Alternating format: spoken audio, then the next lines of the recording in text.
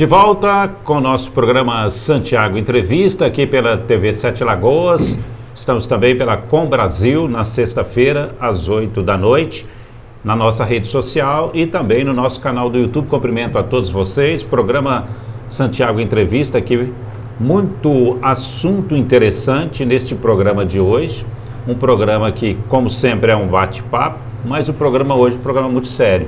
Eu acredito que esse programa vai até repercutir de forma um pouco até maior do que alguns programas que a gente tem feito, porque eu estou recebendo aqui o meu grande amigo Ivan, né?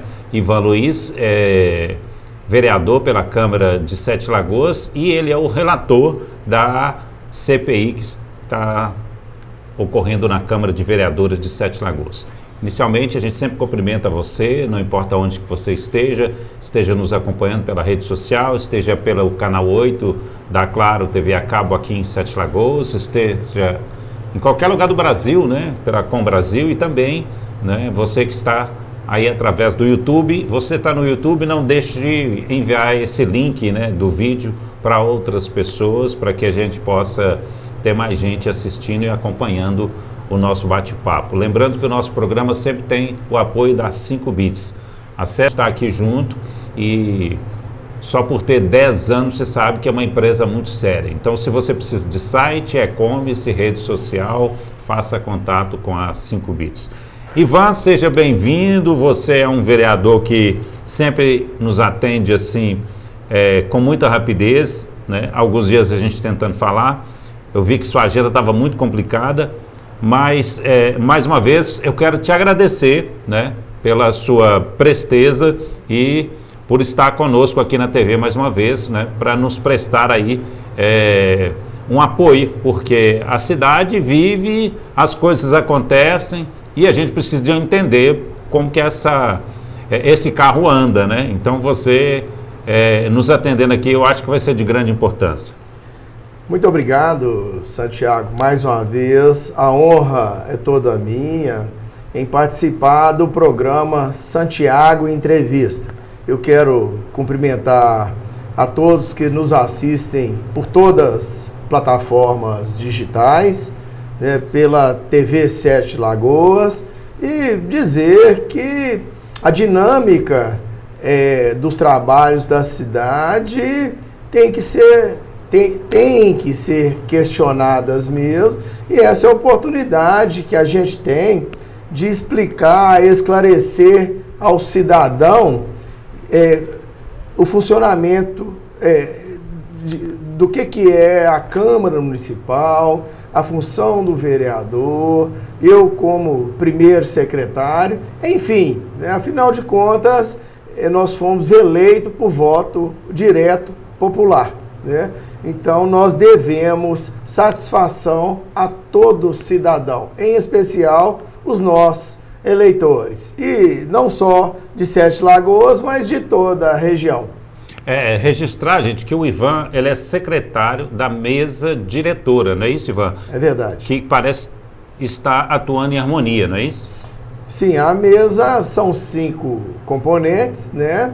E nós fomos eleitos também pelos colegas, né, para assumir aí a cadeira de primeiro secretário, né, sempre andando em consonância, as decisões em colegiado, é importante ressaltar, é por isso que é um número ímpar, né, para que não dê empate nas decisões, mas esse é o nosso pensamento, de trabalhar em consonância, porque a gente unido, e não só a mesa, como os outros vereadores também, quem ganha é a cidade. É isso aí.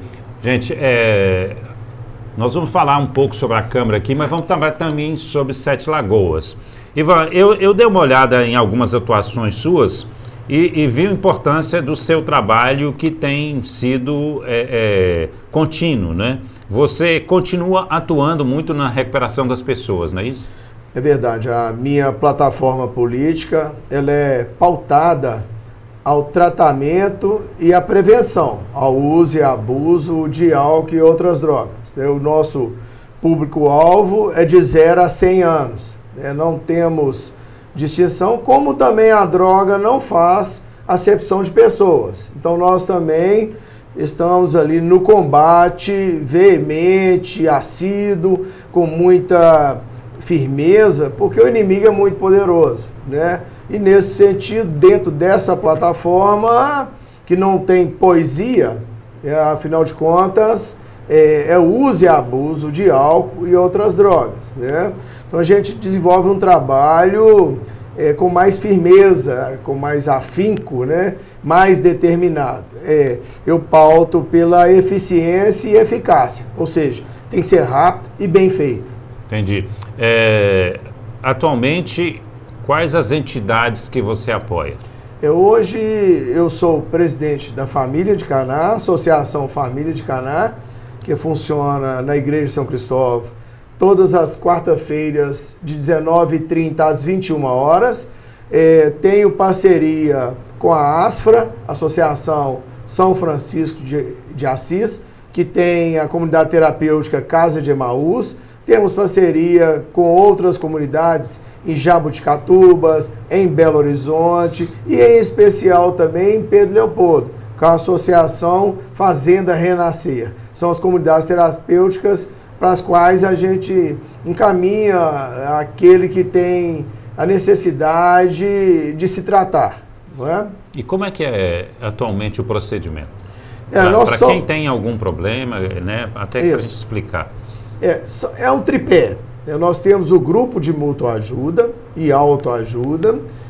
Lá a gente oferece, além das reuniões, as discussões entre os dependentes e familiares, né, os diálogos, nós oferecemos também o apoio psicológico e psiquiátrico, né, terapêutico.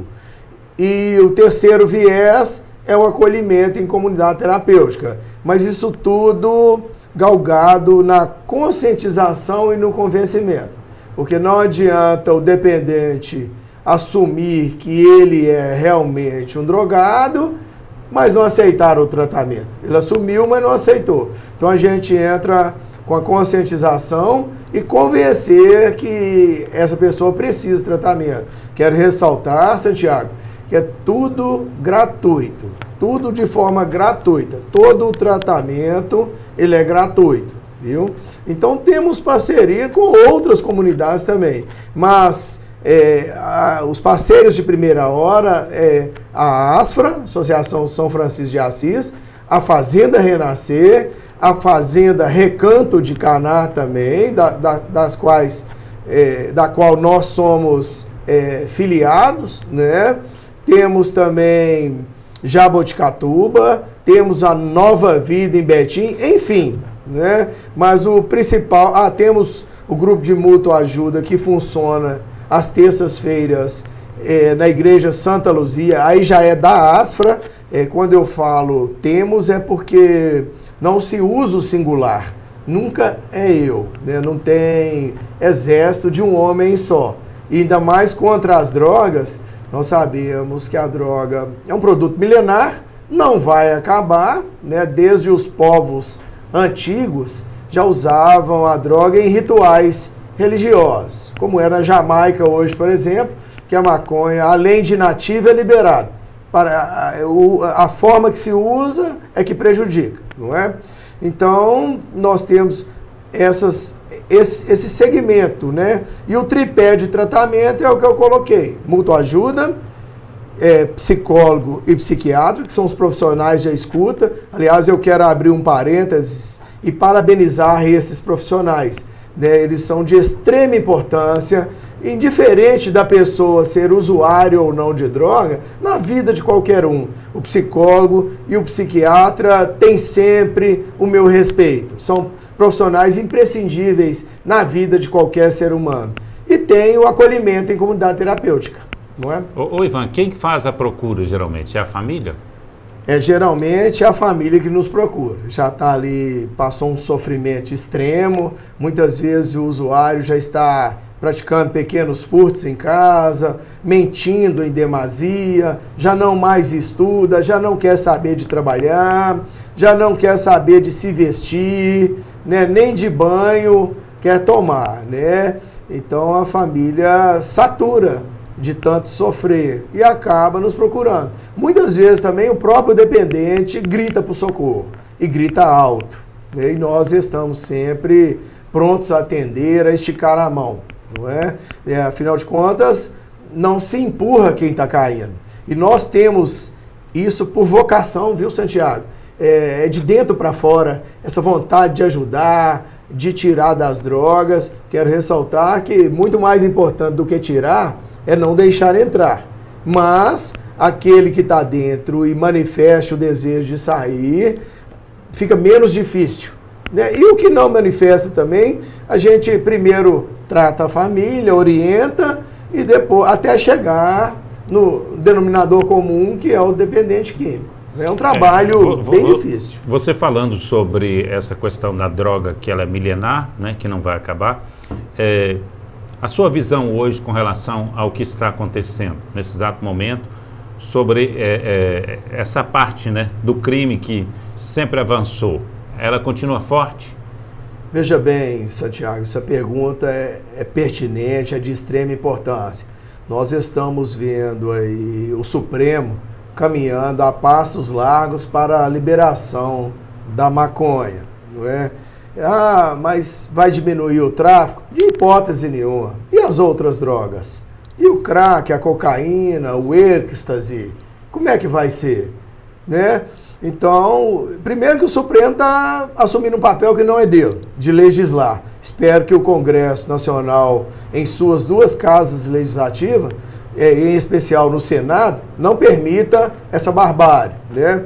Em relação ao crime, que você bem colocou, veja bem, nós temos hoje o Estado paralelo, o crime organizado. O crime é organizado e muitas vezes o Estado não.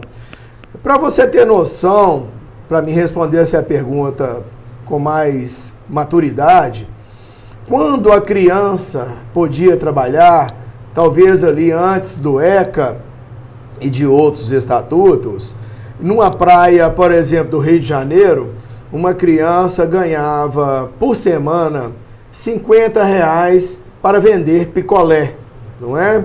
Ela ia com aquela caixa de isopor pesada, andava talvez quilômetros debaixo de sol quente para ganhar R$50 por semana. Os traficantes ofereciam 200 para ele soltar pipa ou foguete para avisar na hora que a droga estava chegando. E eu te pergunto, para quem que ele vai querer trabalhar?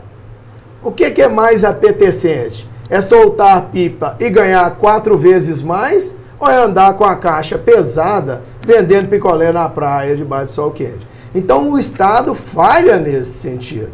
Aí vem o ECA proibindo as crianças de trabalhar, tudo bem, mas que dê a contrapartida. Olha, com 12 anos, 14, você não pode trabalhar, mas eu te ofereço uma oficina para você se especializar, um sistema S, por exemplo, né? Mas oferecer de fato, fazer acontecer. Não é fazer propaganda e quando a criança ou os pais vão ali fazer inscrição, existe uma questão burocrática, existe ali uma questão de renda familiar, faz uma per capita, que é um absurdo, é vergonhoso, parece que é R$250 de renda per capita, quer dizer, R$250 não dá nem por leite da semana, então a família não pode ganhar, tem que ter 4 pessoas ganhando, no máximo, parece que R$250 cada um, é coisa absurda. Então aí prevalece o crime, o Estado se organiza, as modalidades de crime vão se atualizando, aí vem milícias, controlando a internet, controlando venda de gás, controlando gato de energia, enfim, venda de água, e vão se organizando. Então o crime, respondendo a sua pergunta, Santiago, infelizmente está aumentando e avançando muitos anos-luz à frente do Estado, à frente das organizações de combate, quais sejam as polícias administrativas, judiciárias, militar, civil, federal, a Polícia Nacional. Embora, por mais que haja inteligência policial, há também a inteligência criminal. O crime avança, muito mais à frente do que as nossas forças de inteligência, que podem, devem e tentam combater com muita eficiência. Ô Ivan, eu estou me lembrando aqui, você falou, né, da proteção principalmente da criança, e eu me lembrei dos conselhos, né? Inclusive, este final de semana nós teríamos aí a eleição, né, dos conselheiros, né, Ivan? Estou lembrando disso aqui, acho que já é no final de semana. Os conselhos também fazem um papel importante nesse sentido, né? Importantíssimo. Bem lembrado, temos aí no dia 1º agora a eleição para os conselheiros tutelares, né? Certamente, eu já tive dando uma olhada e tem muitos candidatos que prestam um serviço com muita excelência, comprometidos com a causa da criança e adolescente. No entanto, a precariedade com que esses conselhos funcionam é que tira o ânimo da pessoa trabalhar, porque os conselheiros, eles precisam ter suporte, carro, apoio jurídico, força policial, muitas vezes, infelizmente, e como que o município, o estado e a União vai preencher isso, não é? Então, o conselheiro tutelar, ele trabalha mais por amor mesmo, não é por dinheiro, não, né? Você me fez lembrar um fato interessante. Eu recebi, na época do governo Bolsonaro, hoje a atual senadora, a ministra Damares, né? E naquela ocasião, ela veio entregar um carro adaptado para assistência social aqui em Sete Lagoas, e falou: gente, vocês não sabem o que é um conselheiro tutelar pegar a bicicleta no interior da Bahia e ir salvar uma criança que está sendo abusada por um parente próximo, um pai, um tio, um irmão, de bicicleta, né? E na Bahia a gente sabe que tem um sol para cada um, não é? Então, assim, é esse tipo de estrutura, né? É o combate à violência sexual infantil, a pornografia infantil. E a gente sabe que são vídeos e vídeos vendidos no exterior por milhares de dólares, né? Então, é um combate intenso e na precariedade. Mas os conselhos, o conselho tutelar, é ele que é o socorro de primeira hora. Quando a criança ou o adolescente está sofrendo qualquer tipo de abuso, quer seja violência física, sexual, doméstica ou não, ou na escola, o recurso é o conselho tutelar. O pai ou a mãe, ou quem quer que seja protetor daquela criança, se reporta ao conselho tutelar. Então, os conselhos têm que ser melhores, eles têm que ser melhores equipados. Com certeza. Não esqueçam, dia 1º agora, você também pode ir lá votar, né? Toda a sociedade pode votar, faça uma pesquisa na internet, conheça os candidatos, né? Qualquer coisa você pode ligar também na prefeitura, que eles vão te localizar aí e te ajudar nessa pesquisa, para que você possa participar, né? Participar dessa eleição muito importante para a nossa sociedade, que é a eleição dos conselheiros tutelares. Ô Ivan, nós tivemos uma votação muito importante na Câmara de Vereadores, né? Que foi com relação a piso salarial, né? Na área de saúde. Queria que você falasse sobre isso também, né? Foi uma aprovação, né? Mas assim, eu queria que você falasse da importância desse projeto. Importantíssimo, foi aprovado ontem, em primeiro e segundo turno, ontem, terça-feira, no dia 26 de setembro, o piso nacional da enfermagem, dos enfermeiros, né? É uma lei federal, é de se lembrar que é competência concorrente, ou seja, os estados e o município têm também que fazerem as suas leis, como foi feito em nosso município, né?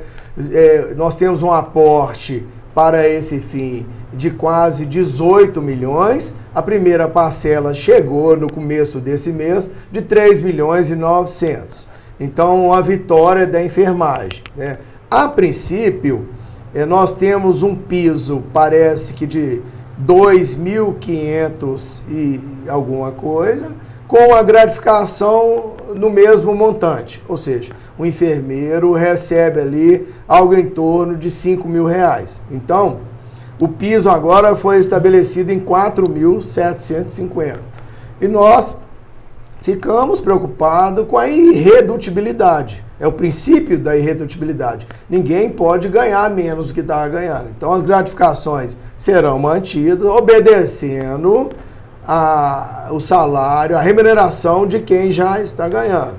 E, em primeira mão, os profissionais técnicos em enfermagem que irão serem contemplados com o dobro, né? Eles ganham um piso aí de 1.320, parece que vai passar em torno para 2.680. Eu não tenho os números precisos, mas é só hipoteticamente para nos localizarmos aqui, para a gente ter parâmetros para esse fim. E é retroativo a maio, não é?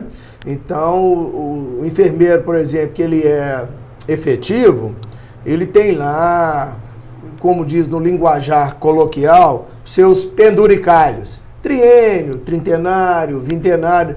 E agora essas benesses serão, além de já estarem incorporadas, terão um piso como referência. Então, obviamente, irá melhorar e muito aí no salário desses profissionais que tanto merecem, que são os enfermeiros e os técnicos de enfermagem. Não é? E da área de educação, como é que está? Na educação, nós estamos também pedindo à administração pública, ao Poder Executivo, que atenda, parece que ainda falta, para cumprir o teto de 33%, ainda falta uma recomposição de 13%. Não é? Então, está chegando aí o final do ano e esse dinheiro da educação é uma verba carimbada e eu acredito que o Poder Executivo já está prestes a encaminhar esse projeto para que nós possamos conseguir atender a lei do governo federal. Agora, há de se ressaltar que todo profissional tem a sua importância, não é? Os enfermeiros, os médicos, o meio ambiente, todo, em especial o funcionário público. E os professores é uma categoria muito prejudicada no país inteiro, né? Então a gente precisa debruçar com mais atenção, né? Porque eles é que nos ensinam. Tudo que nós sabemos hoje em dia, alguém nos ensinou, desde quando nascemos. Alimentar, ir ao banheiro, caminhar, falar. E na escola não foi diferente. Hoje você tem uma formação acadêmica em razão dos seus professores. Eu também, todos nós, né? Então, essa categoria, ela não foi e não está sendo valorizada à altura que merece. Deveria ser o contrário, né? Ao contrário, né? Eu costumo dizer que teve uma certa feita quando a Angela Merkel era primeira-ministra da Alemanha, a categoria dos médicos pediram aumento e ela negou de plano e falou, não, no meu país ninguém pode ganhar mais do que o professor. Eles é que ensinam vocês. E não deixou, né? Nós deveríamos seguir esse espaço. E quero lembrar que na gestão do então presidente Bolsonaro, ele deu um aumento de 33% de aumento para o piso do professor. Maravilhoso, né? Ainda foi pouco. No entanto, nós temos municípios que conseguiram cumprir integralmente esse aumento, conseguiram pagar. Mas são municípios que têm 5, 6, 7 escolas. Em Sete Lagoas nós temos 53 escolas municipais. Então, assim, há de se pensar, nós temos que ter receita, produzir receita para que alcance esses números, são patamares alarmantes. Nós não estamos falando de 5, 6 escolas, nós nós estamos falando de 10 vezes mais, e são cifras bem acima de, no mínimo, com 2 casas. Milhões e milhões de reais. Né? Com certeza. Então, há de se pensar... Com certeza tem que pensar mais sobre isso, porque você tem uma cidade que a educação é prioridade... Quer dizer, só aí você já muda o nível da cidade. Exatamente, a começar, o povo inteligente, sadio e sem fome, ele combate. Né? Verdade. E parece, Santiago, que eu vou abrir um parênteses, sem ideologia partidária, mas parece que alguns governos querem o povo ao contrário, com fome, doente e não inteligente, né? Que aí não combate. Verdade. Né? O eleitor tem que ficar politizado, tem que escolher bem quem votar, olhar os planos de governo, não se deixar levar por fofocas na internet. Hoje nós temos aí a informação muito fácil, então não acreditar em tudo, escolher bem, olhar com calma, estudar a vida política, pregressa do candidato e aí sim fazer a sua escolha. Você falando isso aí, eu vou fazer um parênteses aqui. Essa semana eu recebi uma mensagem e no final dela ela fala assim, espalhe essa notícia, vamos fazer o Brasil inteiro conhecê-la. Aí eu identifiquei, né, e vi algumas outras frases de impacto parecido com essa. Eu falei assim, olha, isso aqui é uma frase que ela é de um grupo político, né, que está por trás para fazer com que aquilo ali repasse para todo mundo, né? É aquela rádio peão que a gente tinha antigamente, né, que acontecia de boca a boca, ou então de papel em papel, agora está na internet, os grupos políticos usando, né, a rede social para quê? Para criar movimentos, para usar a própria pessoa para que ela seja um replicador, né, de alguma mensagem que às vezes não tem sentido nenhum aquela mensagem. Aquela ali, às vezes, é um jogo político, né? É fazer com que a pessoa tenha um sentimento, tenha uma identificação com aquele, né, com aquele trabalho que está sendo feito, mas, na verdade, aquilo ali é extremamente político. Né? Então, eu chamo a atenção disso, porque acho que as pessoas têm que começar a preocupar com isso. Eu concordo com você, espalham muitas vezes discurso de ódio, espalham inverdades, são pessoas maldosas que elas têm simplesmente a intenção de prejudicar a outrem, mais nada, né? Tem uma ideologia e mais do que isso, elas se intitulam muitas vezes como pessoas politizadas, mas não têm conhecimento de causa. E quando você, às vezes, tem um pensamento contrário, ela não aceita. Ou seja, quer impor, né, por ideologia, um pensamento que ela acha que é certo. Né? Um segundo ponto, se vitimizar. Verdade. Conquistar ali o telespectador ou o internauta através do vitimismo. Com certeza.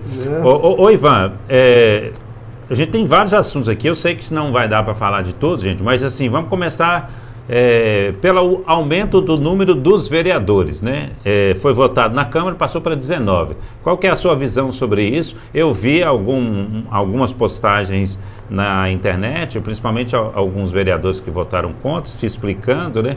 Eu queria que você falasse a sua visão e por que você votou, né, dessa forma, aprovando esse aumento. Isso, interessante. Ainda temos o segundo turno de votação. O projeto ele foi aprovado em primeiro turno, sim, né? Sim. Pode aumentar o número... Para 22, né? Não, é de 19 só, mas pode, as pessoas podem mudar em seus votos. Voltar para os 17. Ou aumentar concordando com os 19. Bom, primeiro ponto, nós temos de explicar ao eleitor, ao cidadão e de toda a região, que é constitucional. Então, não tem ilegalidade de forma nenhuma no aumento do número de cadeiras. Parece que o artigo 53 da Constituição, eu esqueci agora, mas parágrafo 1º, ele fala que no município de 160 a 300 mil habitantes pode suportar até 21 vereadores, tá? Ponto. Esse é o primeiro ponto, então é constitucional. Então, Sete Lagoas poderia ter até 21. Até 21, né? Nós fizemos um estudo no IBGE, pedimos que o IBGE nos enviasse uma estimativa do número de habitantes, ficou entre 227 a 243 mil. Então, esse ponto, nós tivemos o cuidado de seguir a letra da lei, é constitucional. O segundo ponto é que a cidade, Santiago, com 243 mil habitantes e 17 representantes, já não suporta, já não dá conta de atender as demandas da população. E aí é juízo meu. Eu entendo que 19 vereadores, para o cidadão, irá ter mais 2 canais de solicitação. Não é? Esse é meu juízo. Tá? O eleitor, além disso, irá abrir mais 2 cadeiras para que outras pessoas possam também participar do processo eletivo de eleição para assumir uma cadeira na Câmara. Eu vi um vereador dizendo que gera mais gastos para a Câmara. Não, esse vereador ele está equivocado. Não é? Eu quero deixar bem claro que nós temos uma dotação orçamentária que vem do duodécimo. O duodécimo é uma parcela da receita apurada do município. Não é estimada, apurada. Estima-se uma receita, por exemplo, de 1 bilhão, mas apura-se 900 mil. Então, o duodécimo é 6%. Né? Se tivesse números hoje, por exemplo, de 900 milhões, 54 milhões vai para a Câmara. Se apurar menos, o repasse é o mesmo, né? Se apurar 800 milhões, em vez de 54, vai 48. E assim sucessivamente. Se apurar 1 bilhão, 60 milhões vai para a Câmara. Então, isso é fixo, é constitucional. Então, se dentro da Constituição prevê de 17 a 21, o duodécimo já está lá. Se a gente gastar com 17, 19 ou 21, já está dentro do orçamento. Não terá aumento para o cidadão de receita, de despesa, pois já está previsto. Não é? Tanto é que a Câmara foi projetada para 21 cadeiras, tem 21 gabinetes e hoje são 17 ocupados.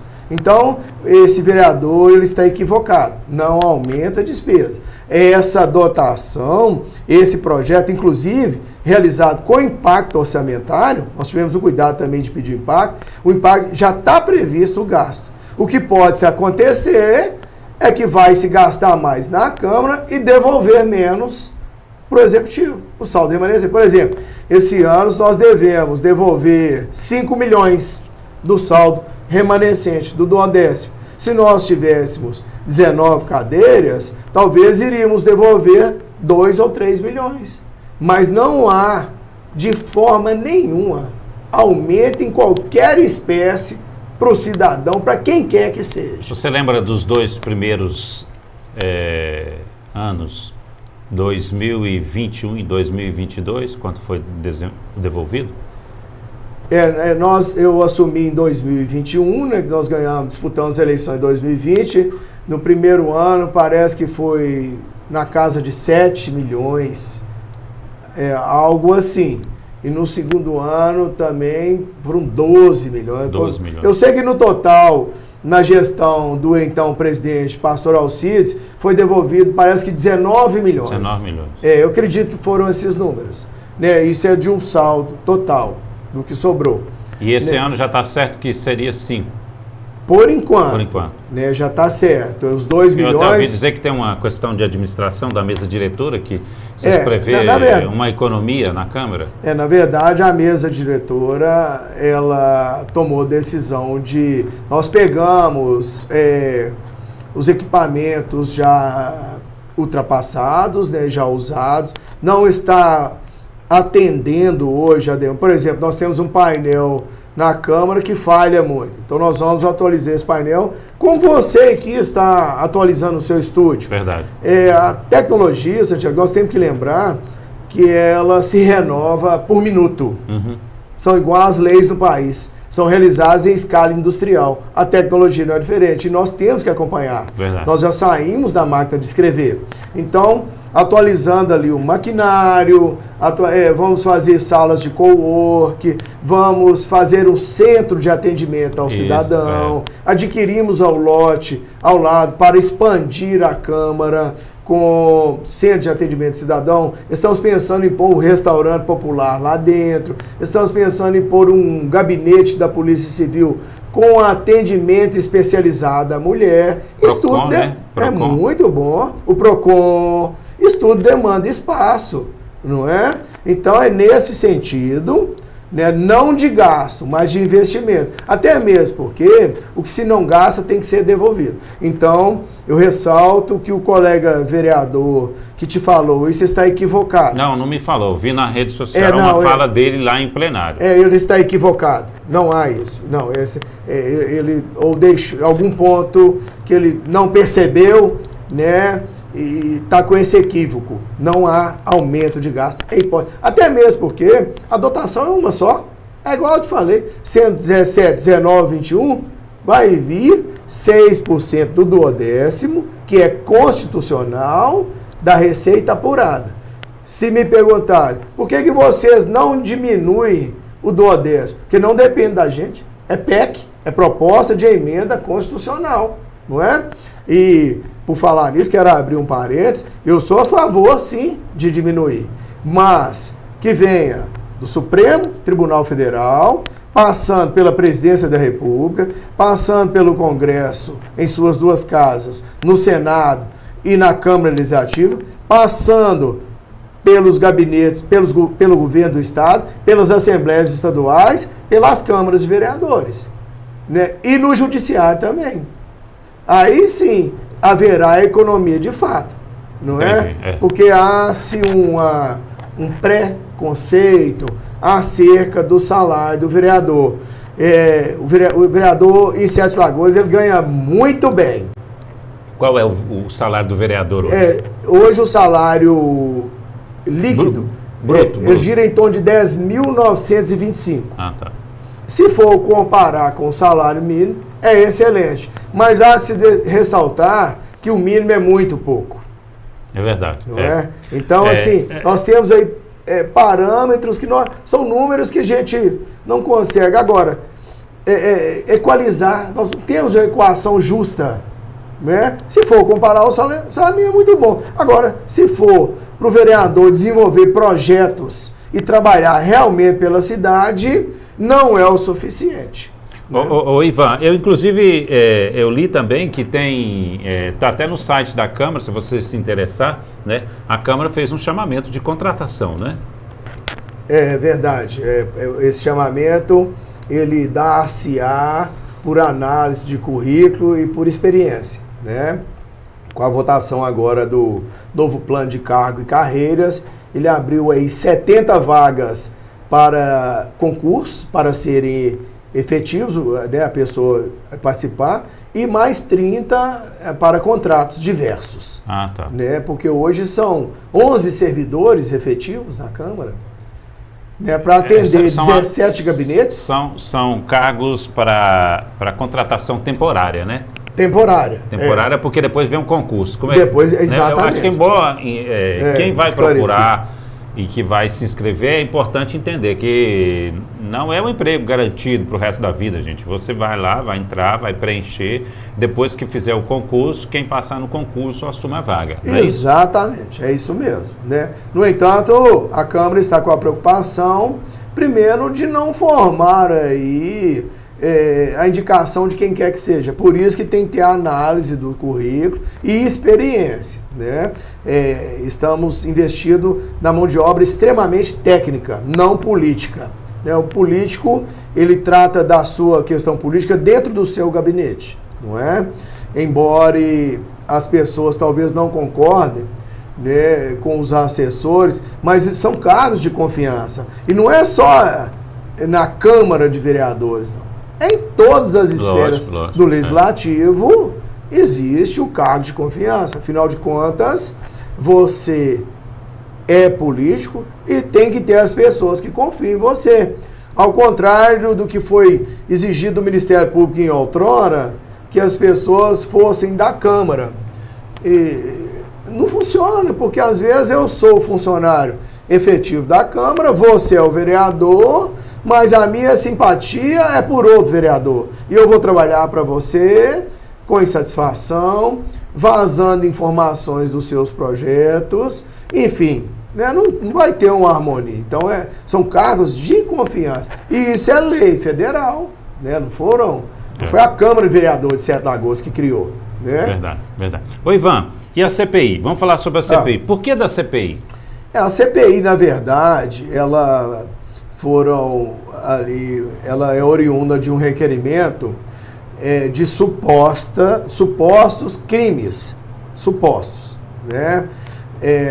De abuso de poder, usurpação de competência, assinatura de um ato, aliás, a publicação de um ato de exoneração de uma servitora sem a assinatura dos membros da mesa, e uma reunião que o presidente parece que realizou e recolheu ali os telefones celulares.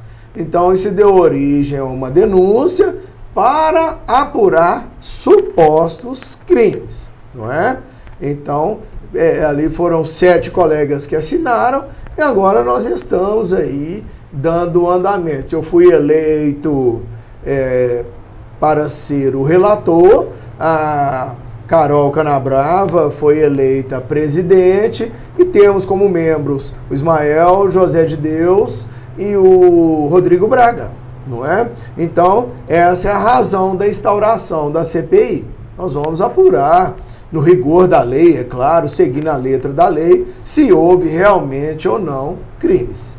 Ô Ivan, não seria possível ter resolvido esses casos naquela comissão de ética? Sim, seria até mesmo, porque o requerimento, eu como relator, já explanei isso desde a primeira reunião, que eu estou encontrando dificuldades na apuração, porque veja bem, Santiago, a CPI, toda e qualquer CPI, ela segue as leis do Senado, a Constituição Federal, pronto, a lei da CPI. E no requerimento, a lei é clara, que tem que ser um tripé, fato determinado, hora, local e quem praticou. E eu não estou encontrando isso no requerimento, não tem. Então, assim, eu não vou fazer juízo de valor, porque nós estamos encontrando um meio de ouvir as pessoas. Mas como eu não tenho nomes, né, nós vamos tentar aí ouvir o denunciante. Agora, nós temos que ter o princípio da imparcialidade. Porque, veja bem, se eu tenho um desconforto com você, se foram bate-bocas públicos e notórios, como acontece na Câmara, e eu vou te julgar, é a mesma coisa de eu julgar um ato que eu fiz. Eu não vou me considerar culpado. Então, nós mas vamos chegar a um denominador comum. A presidente é uma pessoa com muita competência, com muita experiência, né? É um fato novo, tanto para mim como para ela. Nunca passamos por essa experiência e vamos, sim, chegar a um denominador comum, né? Mas algumas coisas a gente tem que entender que é na letra da lei. Por exemplo, prazo para terminar. Tem que ter, né? Tem que ter prazo. Se caso no final do prazo estipulado não houver sido concluídos os trabalhos da CPI, o plenário, a Câmara Municipal, é que delibera se prorroga ou não. Então não é prerrogativa minha. Não é prerrogativa da CPI. Não é prerrogativa da CPI, da Câmara. Então, esses entendimentos é que nós estamos chegando a conclusões, né? Não tem prazo, não foi estipulado. Plano de trabalho eu vou apresentar na segunda-feira, né? São fatos novos, né? O que nós não podemos é ficar acreditando nas pessoas que se titulam cientistas políticos ou analistas políticos e tecerem comentários, como você bem colocou na nossa conversa anterior, aleatoriamente, a fim simplesmente de depreciar, de espalhar discurso de ódio, e mais grave do que isso, querer que a opinião dela é que seja certa. Não, eu sou advogado, né, sem experiência alguma em CPI, nós vamos debruçar nos temas, olhar cada caso, e o relatório final, ele irá, uma hora, seja daqui 30 dias ou 60, 90, terá que ser apresentado. Aí, deste relatório, nós sabemos que a CPI, ela simplesmente apura, instaura o inquérito parlamentar e é remetido para o Ministério Público, não é? Quando do relatório final houve, entendeu-se que houve crime, o Ministério Público irá apurar. Entendeu-se que não, o Ministério Público também tem autonomia, é ação penal pública incondicionada, né, de toda forma tem que ser remetida, né, e outras pessoas também que entenderem ao contrário do resultado, que eu não sei qual é ainda, porque ainda está em apuração, não posso nem, né, eu não sei se houve ou não crimes, no decorrer dos trabalhos que nós vamos apurar. Quem entender ao contrário é que se manifeste, né? Afinal de contas, o Estado é democrático, né? A democracia é assim, né? A gente trabalha com muita transparência, com muita leveza. Eu, graças a Deus, Santiago, eu sou uma pessoa, eu me considero imparcial, eu não sou amigo nem do denunciante e nem de supostamente de quem está sendo denunciado. Pois é, mas você disse que no relatório não está claro. Não, no requerimento. No requerimento. Isso, esse é o primeiro ponto que nós vamos sanar. Tá, mas você está falando que você não é amigo. Então você não é amigo de quem? Nem do denunciante, nem de quem supostamente o denunciante, aonde ele quer chegar.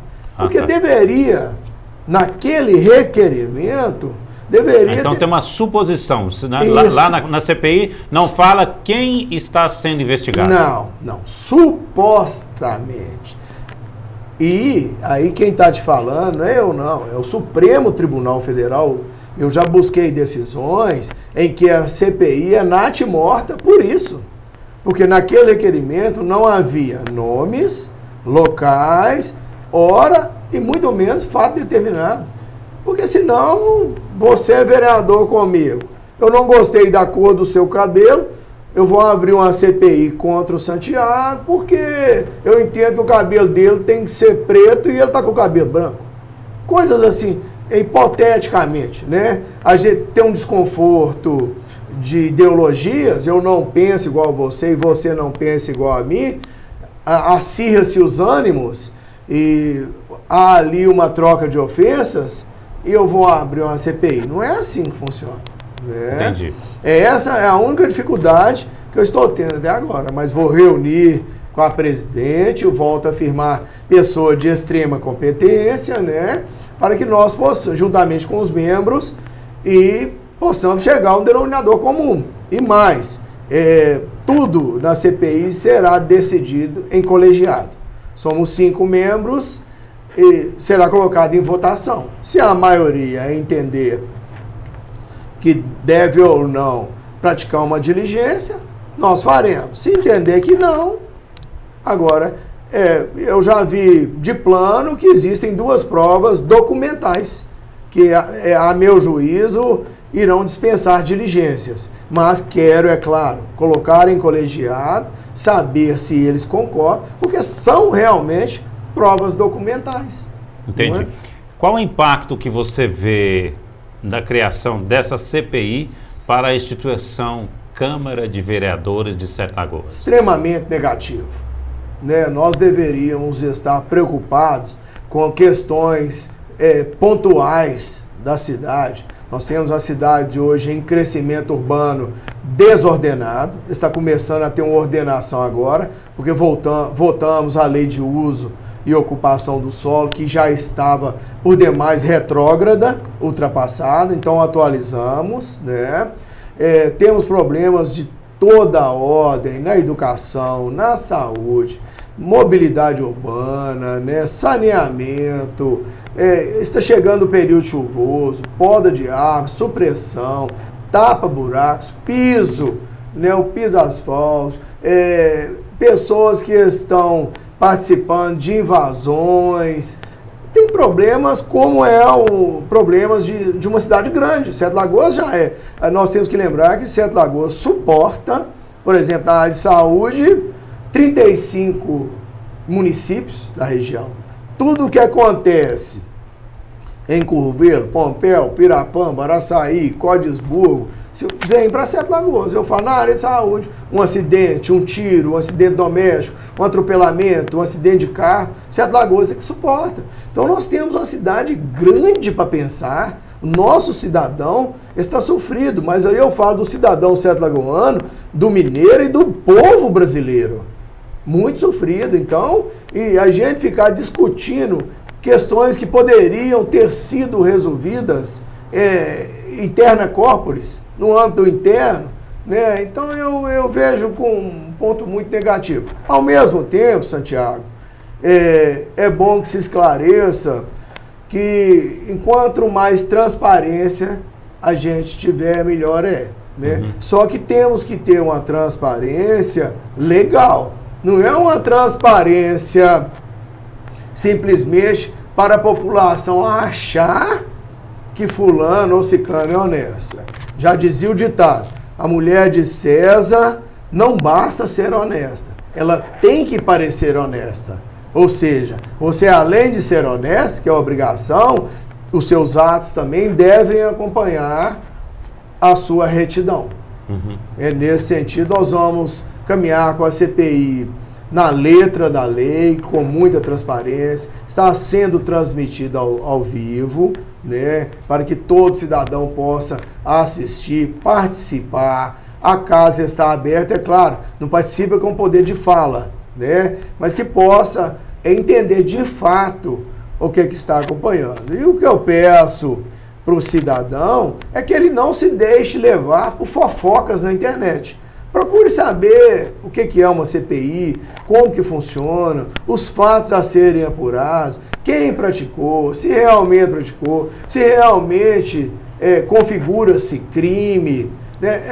Aí eu faço uma analogia, Santiago. Eu, como advogado, já participei de alguns julgamentos de homicídio, por exemplo, onde o réu ali é declaradamente culpado e a gente defendendo. Ah, mas você está defendendo o assassino?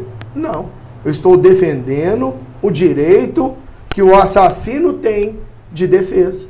Então, pré-julgamentos antecipados é que nós não vamos aceitar e deixar também que a CPI tome um rumo diferente daquilo que está no requerimento. E aí eu vou dizer o seguinte, para você que é telespectador nosso aqui e acompanha a internet também, tomar muito cuidado, porque essa fala do Ivan agora, se ela for recortada somente na frase que ele diz, ela pode se tornar uma frase pejorativa e ela pode se criar um mal-entendido, né, sobre o que ele falou. Né? Você comenta uma coisa, cria e fala assim, estou aqui para defender os direitos de uma pessoa que fez algo errado. É isso. Né? Então, assim, as pessoas podem também fazer isso na internet e eu vejo que tem pessoas que se aproveitam, né, desses momentos, desses embates para gerar audiência na internet. Então tem que tomar cuidado com isso também. Né, Ivan? Todos são inocentes enquanto a lei não prove o contrário. Até que prove o contrário, há uma presunção de inocência. E vou mais longe.